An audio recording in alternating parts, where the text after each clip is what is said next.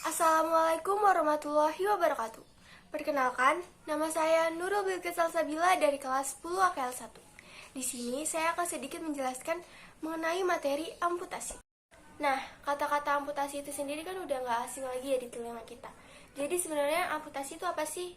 Nah, amputasi adalah hilang atau putusnya bagian tubuh seperti jari, lengan, ataupun tungkai.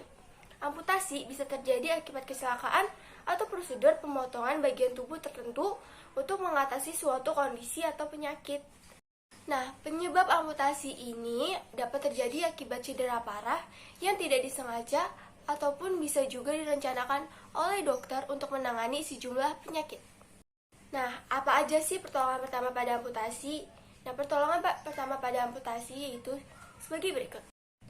Langkah pertama, ketika kita melihat orang mengalami amputasi karena kecelakaan, kita itu harus menghubungi 122 dan meminta bantuan untuk diarahkan ke rumah sakit terdekat, ataupun kita juga bisa menelpon ambulan. Dan atau kita juga bisa meminta bantuan kepada orang sekitar ketika seseorang terluka karena kecelakaan. Semakin cepat tindakan yang dilakukan, penanganan yang dilakukan dapat mencegah banyak hal yang terjadi.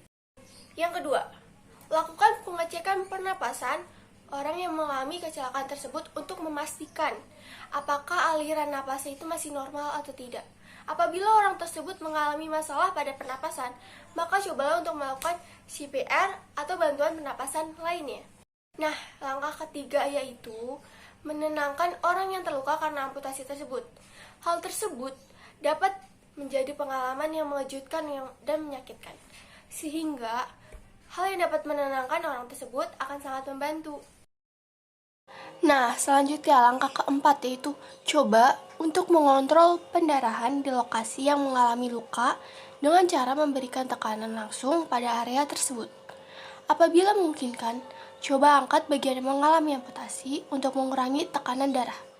Karena kehilangan darah dapat membahayakan nyawa seorang yang mengalaminya. Untuk melakukan tekanan, lakukan cara berikut ini.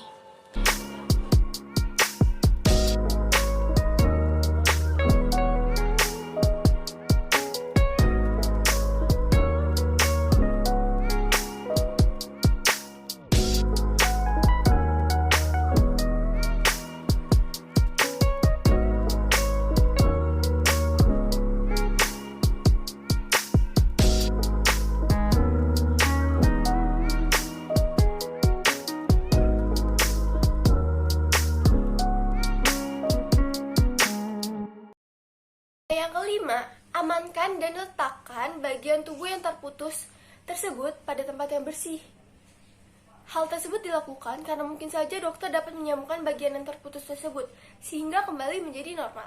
Yang keenam atau yang terakhir, bungkus dengan hati-hati bagian tubuh yang mengalami amputasi dengan kain bersih dan lembab. Kemudian masukkan ke dalam kantong plastik yang tertutup bersih.